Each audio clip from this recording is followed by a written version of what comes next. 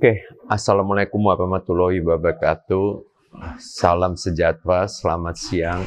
Pertama-tama saya mengucapkan terima kasih kepada Ibu Limen yang telah membuat semua effort ya, sehingga acara ini bisa terlaksana dengan baik pada siang hari ini. Saya juga mengucapkan terima kasih atas waktu yang diberikan oleh Ikatan Alumni ITB ya kepada saya. Jadi saya lebih banyak akan membicarakan mengenai the future of apa sih kedepannya itu yang akan menjadi medicine di masa mendatang ya. Itu kedokteran, dunia kedokteran itu jadi kayak apa. Saya rasa cocok karena biasanya anak-anak ITB itu ya mempunyai pemikiran yang kritis dan juga mau tahu ke depannya itu kita itu, negara kita ini akan bagaimana, terutama di bidang kedokterannya. Nah, pertama yang akan saya bahas ya, atau saya bahas dulu sedikit di sini. Mengenai tadi dikatakan bahwa penyakit jantung itu menyebabkan kematian yang utama ya di semua negara. Bahkan di Amerika masih mengalahkan COVID ya. Jadi tetap nomor satunya adalah kematian karena serangan jantung, walau di masa pandemi ini. Nah, untuk itu penanganannya apa sih sebetulnya kalau orang terkena serangan jantung, dia masih bisa survive atau langsung meninggal ya. Kalau dia survive atau pasien-pasien yang belum kena serangan jantung, kita ada investigasi yaitu yang disebut kateterisasi ya, untuk mengetahui sumbatannya ada berapa banyak, tempatnya di mana, penanganan lebih lanjut apa. Nah, saya masih ingat waktu saya dididik pertama ke Australia ya, tahun 1987, itu banyak kasus-kasus sulit harus menjalankan bypass ya, kalau ada sumbatan di banyak pembuluh darah atau sumbatannya complicated. Tapi sejalan dengan perkembangan zaman dan perkembangan teknologi dari intervensi ke kardiologi, itu sekarang bypass itu sangat jarang dilakukan ya. Dulu pasien-pasien Indonesia yang ke Australia itu minimal bisa 3 sampai 5 per minggu. Sekarang nggak 1 dalam setengah tahun ya. Karena kenapa? Karena semuanya hampir bisa kita lakukan melalui PCI ya, percutaneous coronary intervention. Nah, itu keahlian kita sebagai intervensional kardiologis untuk melakukan tindakan kateterisasi pemasangan ring ya. Nah, kemudian yang akan saya tekankan juga, kualitas dari pelayanan jantung di kita ini setara gak dengan di luar negeri ya.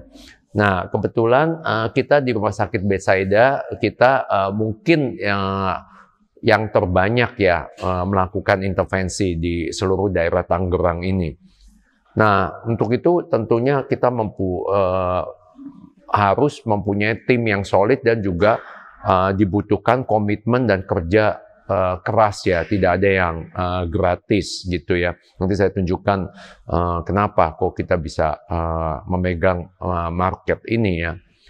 Nah, masalah dalam intervensi ini adalah baik setelah bypass maupun setelah pemasangan ring, tidak ada jaminan bahwa tidak akan tersumbat di tempat yang baru. Jadi orang salah kalau berpikir sehabis di bypass atau sehabis pasang ring itu sudah sembuh ya, tidak usah lagi jaga pola hidup, tidak usah lagi, bahkan ada beberapa pasien yang tidak mengkonsumsi obat-obatan akhirnya tersumbat kembali ya. Nah, ini yang sering menjadi kekecewaan di pasien-pasien yang sudah berobat. Kita harus memberikan penjelasan.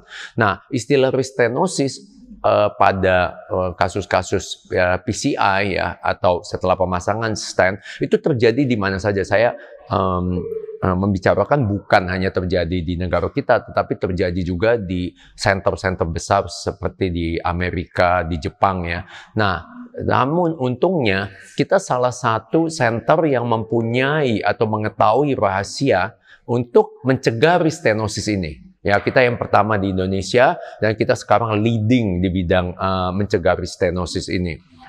Ini udah 3 tahun ya penelitian yang kita lakukan dan hasilnya sangat positif ya. Nah, paradigma baru juga visi dan misi daripada hidup itu perlu kita pertimbangkan. Apakah mungkin orang punya uang ya, dia bisa berobat sampai umurnya panjang, tetapi kualitas hidupnya itu ada nggak? Misalnya dia dari umur 60 sudah di kursi roda ya, atau bedridden istilah Inggrisnya. Jadi dia cuma tiduran di ranjang, makannya melalui selang, kemudian dimandikan, buang air besar dibantu. Nah, itu kualitasnya nggak bagus ya. Jadi kita ngomongin bagaimana sih rahasia supaya pasien itu mempunyai kualitas hidup yang optimal ya. Kalau bisa seperti Bapak Mahathir Mohamad ya, umur 90 masih bekerja. Ya, tidak perlu bantuan, tidak perlu kursi roda, masih bisa jalan, masih bisa memegang perusahaan, masih mempunyai kekuatan selayaknya orang-orang yang masih muda. Ya, itu perlu kita pertimbangkan. Nah, ini data ya, ini dipublikasinya belum lama ya, tahun 2020-an. Bahwa memang saat ini jadi tidak ada keraguan bahwa hasil daripada pemasangan ring itu hasilnya setimpal atau sama atau bahkan bisa lebih baik dari beberapa segi dibandingkan dengan bypass. Ini yang sering dipertanyakan oleh pihak asuransi ya. Nah, dibilang apakah nggak lebih baik di bypass aja? Nah, kebanyakan pasien lebih memilih untuk tidak melakukan bypass. Kenapa? Karena bypass adalah suatu operasi yang besar. Pasiennya harus istirahat lama, kemudian juga komplikasinya harus dipertimbangkan. Ya, bahkan kita banyak melakukan intervensi pada pasien-pasien yang sudah ditolak untuk bypass karena faktor risikonya terlalu besar. Ya, nah. Jadi kita ini sudah masuk ke era yang kita optimis bisa mengatakan bahwa kasus yang memerlukan bypass itu sangat sedikit. Ya, kita sama dengan di Jepang atau di Amerika. Kasus yang membutuhkan bypass palingan cuma sekitar 1-2% saja, bahkan bisa kurang dari itu.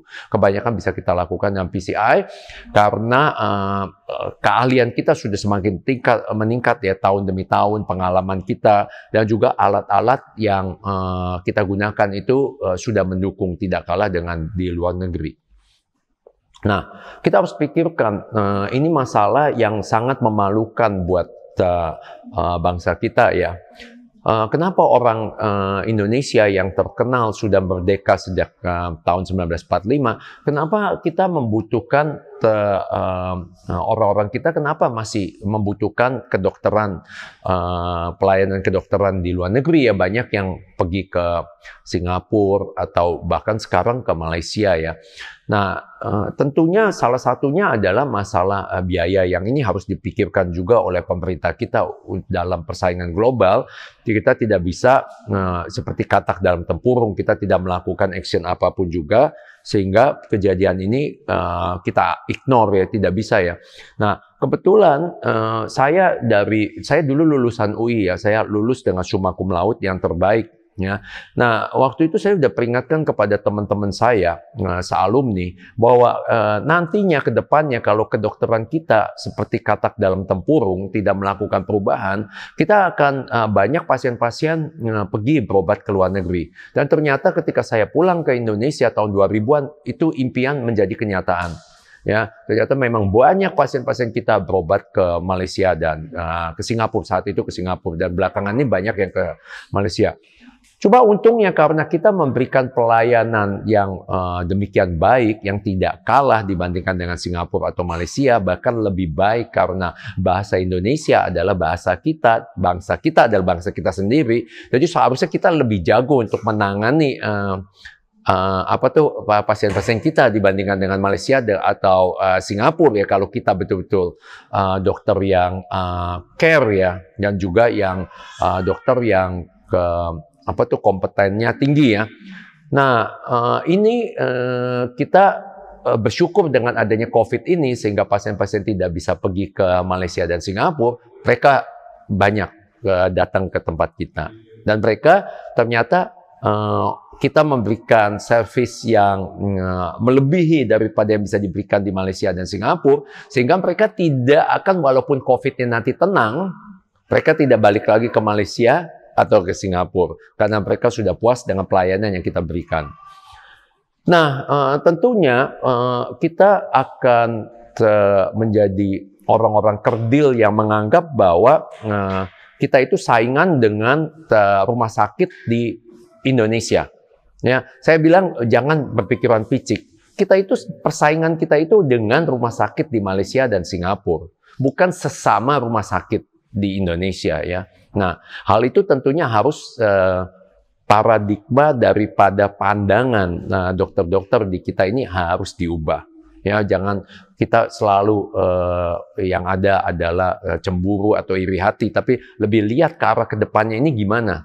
Ya, kita lihat bagaimana sih kok di Amerika itu setiap tahunnya ada pemilihan rumah sakit the best-nya di mana gitu ya. Nah, kita harus coba kita bersaing dengan kalau bisa Amerika, Jepang atau negara-negara maju ya. Nah, kita jadi pasien harus pintar, maka itu saya bersyukur bahwa hari ini diberikan kesempatan untuk melakukan edukasi ya, dan juga perkenalan tentang bagaimana sistem kedokteran khususnya di kardiologi yang kita lakukan di rumah sakit kami. Jadi pasien itu harus cerdik, harus cari tahu di mana di rumah sakit banyak melakukan tindakan operasi yang hasilnya memuaskan dan juga angka kematiannya kecil, angka kesakitannya kecil. Itu PR daripada si pasien. Ya, jangan kalau udah terkena serangan jantung baru cari, dia udah tahu lah, udah nggak ada waktu ya. Jadi kadang-kadang asal pergi ke pengobatan apa, no, hasilnya akan berbeda dengan yang dilakukan di mana rumah sakit sudah melakukan tindakan ini beribu-ribu kali dan dengan hasil yang memuaskan. Jadi itu PR daripada si pasien untuk mencari tahu di mana mereka bisa mendapatkan pengobatan yang optimum ya. Buktinya mereka bisa kok ke Singapura sama ke Malaysia tahu rumah sakit mana yang mereka harus pergi. Nah, berapa stand sih, yang itu juga pertanyaan sering ditanyakan, berapa stand yang bisa dipasang untuk pasien? Itu sebetulnya unlimited ya. Maka itu saya bilang kejadian pasien-pasien harus bypass itu sekarang itu menjadi semakin sedikit ya. Ini di Amerika ada orang yang pasien yang sudah dipasang 67 stand ya. Saya masih ingat ex-prime minister daripada Singapura, Lee Kuan Yew ya. Beliau menolak untuk di bypass. Dan kalau nggak salah sudah puluhan cincin dipasang di dirinya. Ya, nah inilah jadi kadang-kadang orang jelas tidak mau di bypass. Kalau bisa menghindari bypass lebih baik dilakukan pemasangan stand. Tentunya penting di mana dia dilakukan. Komplikasinya ya tergantung daripada di center mana dia dilakukan pemasangan standnya. Siapa yang melakukannya? Ya, itu penting sekali. Jadi nggak bisa compare apple sama orange. Di mana dia dilakukannya? Kalau di center kayak tadi saya katakan di ini data semua dari Amerika, di center-center terkenal di Amerika dan di Jepang, udah hasilnya sama baiknya dengan bypass. Bahkan lebih baik ya ditimbang daripada ditinjau daripada resiko yang diambil kalau pasien itu harus menerima bypass, apalagi pasien itu mempunyai komorbiditas ya. Kita harus ingat zamannya COVID ini pada waktu pasien melakukan bypass itu daya tahan tubuhnya turun, tahu-tahu meninggalnya bukan karena komplikasi apa-apa, tapi terkena COVID. 2 pasien saya sudah meninggal pada waktu bypass, dia kena COVID. Ya, nah jadi kita harus pertimbangkan semua hal ini. Nah ini salah satu profesor di Amerika ya, bidang intervensi ini terus berkembang ya. Jadi kita jangan ketinggalan zaman, kita harus coba bersaing dengan Amerika atau Singapura ya. Tentunya kita memerlukan dukungan daripada pemerintah dan juga dukungan daripada perhimpunan jantung ya. Nah, kita kebetulan saya bersyukur ya saya dididik di Australia selama 15 tahun sehingga bahasa Inggris lancar ya. Jadi kita bisa mengikuti sekarang semuanya pendidikan ini kursus-kursus bisa kita akses melalui YouTube atau baik yang bayar ataupun tidak bayar ya. Jadi sebetulnya tersedia opportunity yang begitu besar bagi setiap dokter yang mau belajar, mau meningkatkan dirinya, skillnya sampai sama dengan kualitas rumah sakit yang ternama di luar negeri. Nah, ini ya, jadi kita lihat di Amerika itu ada listnya, center-centernya di mana aja, rumah sakit mana aja ya, yang terkenal di bidang jantungnya. Nah, kita harusnya nggak mau kalah bahwa kita di Indonesia ini bisa memberikan pelayanan yang kualitasnya sama baiknya dengan di luar negeri. Nah, sedikit mengenai artificial intelligence ya. Nah, ini ke depannya kalau kita jadi dokter yang biasa-biasa saja, ya lama-lama nanti dokter yang biasa-biasa akan bisa digantikan dengan robot ya. Melalui artificial intelligence. Tetapi beberapa dokter yang mempunyai keahlian dan kemampuan yang khusus, itu masih sulit digantikan oleh artificial intelligence. Ya, ini Profesor Eric Topol, beliau dari dulunya bekerja di Cleveland Clinic ya, orang yang super smart. Dia mengatakan bahwa kalau kita mempunyai kompetensi yang tinggi, ya itu tetap tidak bisa digantikan oleh robot ya. Nah, apa itu? Jadi kita ngomongin tentang satu skill khusus, yaitu skill misalnya kita di bidang intervensi kardiologi, skill bagaimana kita melakukan tindakan pemasangan stent dengan angka kematian dan angka kesakitan yang sama dibandingkan dengan di luar negeri. Dan skill yang general. Skill general ini pelayanan terhadap pasien. Ini yang sering pasien-pasien kita kecewa. Ya, justru bukan bukan hanya skill yang khususnya yang pasien kecewa, tapi juga skill secara keseluruhan. Skill keseluruhan itu apa? Komunikasi terhadap pasien, ya, kejelasan diagnosis. Ya, kadang-kadang pasien kita kecewa. Dokter yang A bilang diagnosisnya A, dokter B diagnosisnya B, C. Jadi bagaimana saya nggak keluar negeri, dok? Ya. Nah, ini kembali lagi kita membutuhkan, tadi saya bilang bukan pikiran yang picik, bukan katak yang dalam tempurung ya, tapi kita harus punya pikiran luas bahwa masa saya skill ini aja, skill yang secara umum ini, masa kita bisa kalah sih sama orang di Malaysia atau Singapura? Kan it's impossible, padahal pasiennya pasien Indonesia loh. Bahasanya kita bahasa Indonesia ya, ini doesn't make sense to me. Harusnya kita harus lebih ahli. Kita kan lebih tahu karakteristik sifat-sifat pasien kita itu kayak apa, dia butuh apa, kita harusnya bisa lebih memenuhi itu lebih jago daripada orang Malaysia atau dokter Malaysia atau Singapura.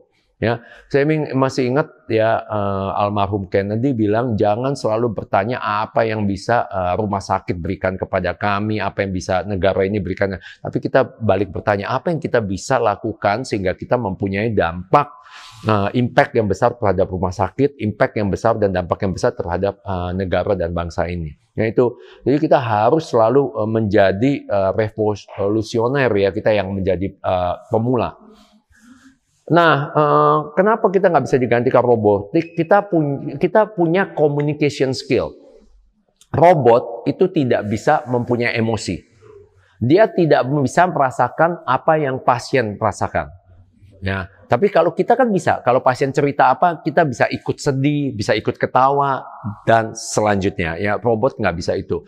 Problem solving skill. Robot tidak bisa mengkreasi sesuatu, kita yang mengkreasi robot, bukan robot yang mengkreasi kita ke depannya. Ya, dan juga robot tidak mempunyai problem solving skills. Nah, problem solving skills ini sangat dibutuhkan untuk dokter-dokter ya, terutama dokter-dokter yang bergerak di bidang intervensi. Ya, kemudian juga robot tidak bisa melakukan special skill. Kita butuh special skill di intervensi ya, yang mana seperti spot ya. Kita bingung kok jarak begitu jauh kok dia lempar bola bisa masuk ya. Kadang-kadang skill itu lebih ke arah kayak super skill of supernatural ya. Jadi kadang-kadang itu tidak bisa dilakukan oleh robot. Apalagi kita di negara di mana kita percaya Tuhan ya. Jadi selalu ada namanya campur tangan Tuhan dalam setiap pekerjaan kita. Don't forget about that.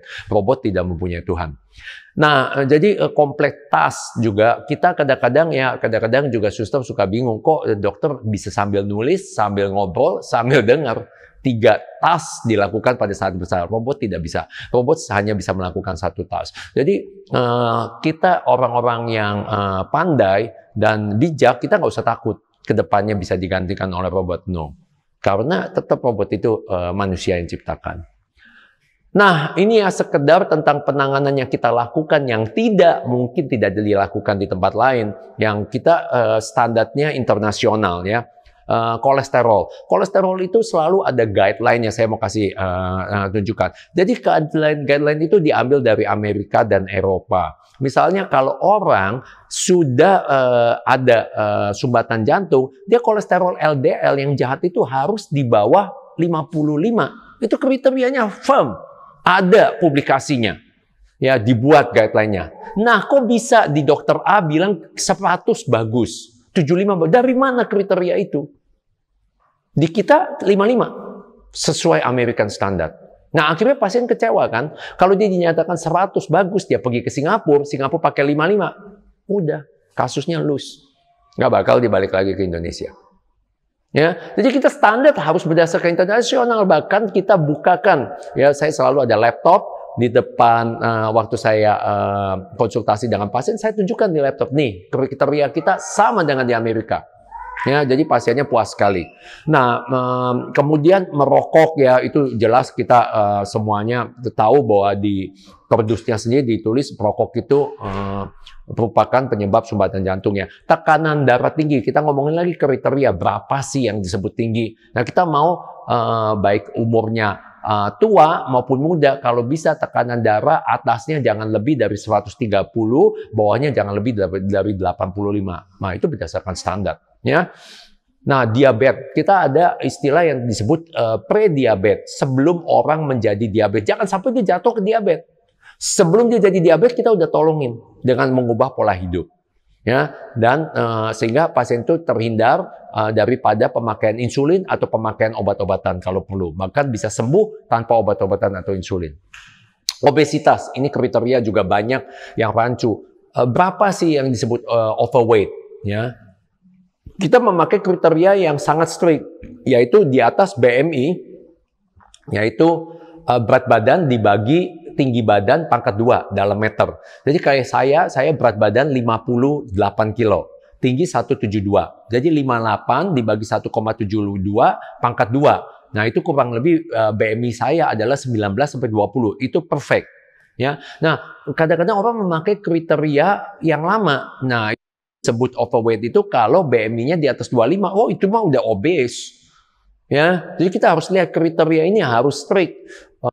Lihat kriterianya ini kan semua kita tahu di negara kita semua kriteria, misalnya penanganan COVID kita nggak punya kriteria apapun juga, kita semuanya kriteria diadopt dari luar negeri, baik itu karantina, baik itu pemeriksaan PCR, mana kita punya alat sendiri, semuanya vaksin semuanya kan beli dari luar, kriterianya dari luar.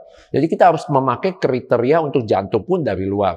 Kelainan pembekuan darah itu kita periksa ya. Kadang-kadang vitamin D, kekurangan vitamin D itu bisa menyebabkan sumbatan jantung. Kadang-kadang asuransinya juga bingung. Kenapa orang sakit jantung diperiksa vitamin D-nya? Padahal ada publikasi papernya bahwa kekurangan vitamin D bisa menyebabkan sumbatan jantung. Justru dokter asuransinya tidak sadar tentang hal ini. Nah, gimana kita mau masuk ke kelas yang tinggi perjanjiannya? Bahkan kan kalau asuransi yang tipe tinggi bisa harus ke luar negeri, ya oke lah untuk saya kalau kita bisa, why not? Why should patient go to overseas ya? kalau kita bisa itu memalukan bagi saya ya, sebagai lulusan UI dan dengan predikat summa cum laude. Jadi maksudnya kita harus berguna untuk ke negara sama bangsa ini, jangan kita bergantung sama luar negeri. Ya, kemudian ada lagi nitric oxide, konsep nitric oxide nanti saya jelaskan ya, mikrobiota. Jadi kalau orang mempunyai mikrobiota itu adalah kuman-kuman yang ada di usus kita. Saya kebetulan sudah menangani lebih dari 3.000 pasien COVID, belum satu meninggal. Karena kita kuatin di mikrobiotanya, kita kuatin di daya tahan tubuhnya. Dengan obatnya apa? Kita tahu bahwa tidak ada obatnya untuk COVID itu. Buktinya ivermectin mana? Sudah dipublikasi, tidak ada gunanya. Dari dulu saya bilang ivermectin tidak ada gunanya. Ya, tunggu aja datanya. Sekarang udah keluar datanya. Ivermectin nggak ada. Ternyata dari dulu saya udah bilang gunanya adalah kita ubah pola hidup kalau orang kena COVID dan pemakaian vitamin dan obat secukupnya sesuai dengan gejala. Ternyata berhasil, belum ada yang meninggal. Ya, nah ini sekedar tentang sebab ya, sebab dari belakangan ini. Kenapa sih orang bisa tersumbat jantungnya? Kenapa orang bisa kena kanker? Kenapa orang kena diabetes? Nah, sebab yang lagi topical issue adalah inflamasi kronik atau peradangan kronis ya. Nah, artinya kalau badan kita bisa set up ke tidak ada peradangan, maka nggak kejadian tuh sumbatan jantung. Ya, peradangan menjadi hot issue. Ya. Nah, kita masih aja berkutetan di kolesterol, padahal itu sudah standar. Maksudnya kita ini yang baru, yang kita bisa ubah dengan mengubah pola hidup daripada pasien-pasien kita. Nah, kita satu-satunya center yang main di pengubahan pola hidup yang disebut lifestyle medicine ya. Nah, itu diambil dari data-data, diambil dari negara-negara yang disebut blue zone area, di mana orang-orang nggak mengenal adanya penyakit jantung, stroke, kanker. Mereka umurnya 120 sampai 130 tahun. Nah, kita belajar dari situ. Saya tanya, dengan apa Anda meningkatkan gizi? Dengan memberikan makan daging, susu, telur, keju, dan bla bla bla. Ya, ikan lah apa. Tanya, di Amerika itu orang-orang kekurangan gizi atau kelebihan gizi? Kelebihan gizi, Dok. Ya. Orang-orang Amerika gendut atau kurus? Gendut-gendut. Nah, bukankah tadi you bilang suruh makan susu, keju, daging, ayam, ikan? Betul. Mereka makan tuh, makan semua. Banyak yang mati gak dia? Banyak, Dok. Nah, kenapa you suruh orang pasien kita makan makanan itu? Ya benar juga, Dok ya. Kenapa ya? Saya juga nggak ngerti, Dok. Nah loh, saya bingung. Kok jadi kita sebagai dokter harusnya kita dong yang kasih nasihat, bukannya kita yang nanya. Nah, saya bilang belajar dari Bhutan. Kita lihat di Bhutan angka kematian COVID sangat kecil. Nah, Bhutan ini orangnya kurus-kurus, BMI-nya kebanyakan di bawah 21-22. Mereka makannya vegetarian. Ya.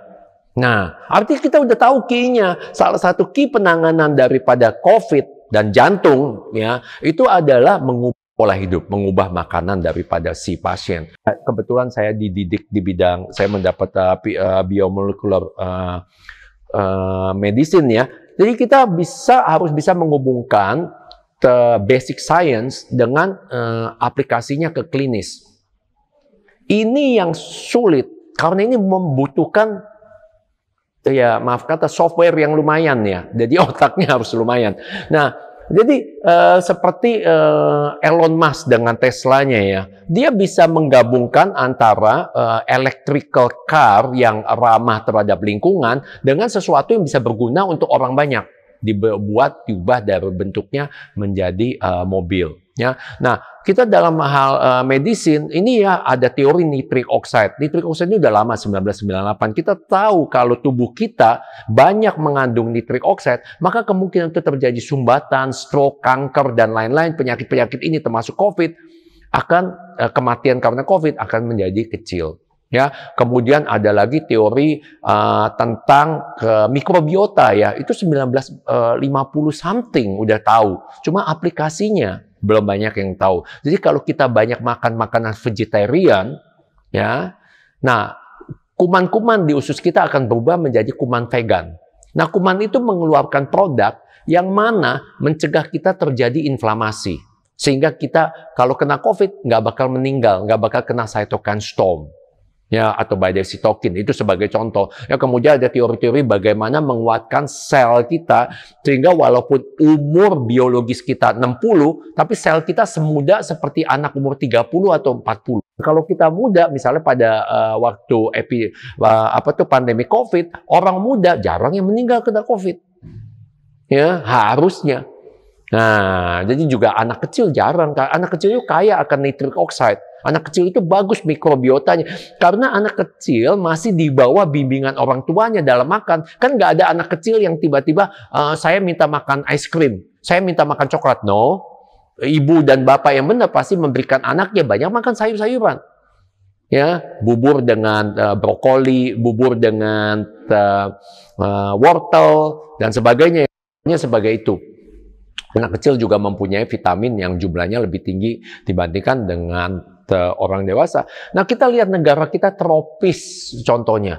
Nah, kok bisa kekurangan vitamin D? Karena perubahan daripada sosial kita. Kita sekarang banyak indoor, kerjanya indoor, bukan outdoor. Sehingga 99% dari pasien kita kekurangan vitamin D. Nah, itu harus kita perbaiki. Ya. Nah, ini ternyata bukunya banyak, dan bukunya ini, maka itu kita sebagai ilmuwan, kita harus rajin banyak membaca buku yang bukan textbook kedokteran doang. Tapi kalau saya buat popular book, itu yang beli, ya misalnya rakyat Amerika, 5 juta aja beli, satu buku saya untungnya misal $5, 5 kali $5 juta, berapa? 25 juta dolar US. Lumayan kan? Nah, jadi waktu itu kita harus rajin baca. Sejak mengubah lifestyle-nya, Bill Clinton turun berapa kilo, ya kalau nggak salah 30 kilo, jadi kurus, nggak pernah lagi terjadi sumbatan di pembuluh darahnya. Ya, habis itu karena dia mantan presiden Amerika, dia buat approval ke Depkes. Jadi lifestyle medicine bisa approved by insurance. Yang dulunya nggak bisa approve, sekarang orang yang dokter-dokter yang main lifestyle bisa approve, jadi bisa harus diganti biaya konsultasinya. Ya, nah ini Profesor Esselstyn dari Cleveland Clinic ya juga membuktikan kalau orang mengubah lifestyle-nya itu pembuluh darah yang ada sumbatan itu bisa sumbatannya mengecil. Ya, why nggak banyak orang dokter Indonesia tahu soal ini? Why? Karena males baca, ya males mencari tahu. Nah, ini ya program yang sudah kita lakukan ya, dia bisa mencegah supaya kalau orang sudah pasang cincin, tidak pasang-pasang cincin melulu. Tadi saya bilang ada yang sampai 64 cincin. Kalau bisa pasang cincin di tempat-tempat yang sudah menyumbat parah, habis itu selanjutnya ubah pola hidup supaya jangan pasang lagi. Ya, yang gagal jantung, ya ada yang pasiennya kreatininya 3, itu masuk dalam program kita. Kreatinnya menjadi 1 setelah 6 bulan. Nggak usah cuci darah. Ya, sembuh. Yang darah tinggi, lepas obat, sembuh. Yang diabetes, yang pakai insulin, yang tadinya HbA1c, ukurannya HbA1c-nya 12, kita ubah setelah 1 tahun menjadi HbA1c-nya menjadi 5,8. Menjadi normal. Ya, nah yang obesitas banyak yang kita bantu untuk menurunkan berat badannya, perlemakan hati, fungsi ginjal, autoimun. Ini semua teorinya, kesaksiannya juga banyak sekali di YouTube ya di luar negeri. Ini contoh-contoh pasien kita ya yang sudah kita bantu berubah berat badannya. BMI-nya yang tadinya ada yang 28, ada yang 25, ada berapa, kita turunkan menjadi di bawah 21. Ya, bukan 1, banyak sebetulnya. Ya. Nah, pasien-pasien saya ini pasien dengan komorbid. Selama pandemi kena COVID, belum ada satupun yang meninggal. Mereka pasien dengan komorbid, tapi sudah kita ubah. Ya, berat badannya kita turunkan, nitric oxide-nya kita perbaiki, darah tingginya kita obatin, kolesterolnya kita perbaiki, inflamasinya kita reda, sehingga tidak mungkin terjadi badai sitokin. Belum ada yang meninggal. Ya, ini turun sampai 50 sampai 60 kilo. Nothing is impossible asal kita mau melakukannya. Ya, saya rasa cukup sampai di situ. Saya buka untuk sesi tanya jawab. Terima kasih.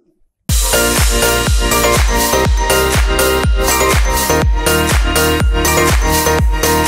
back.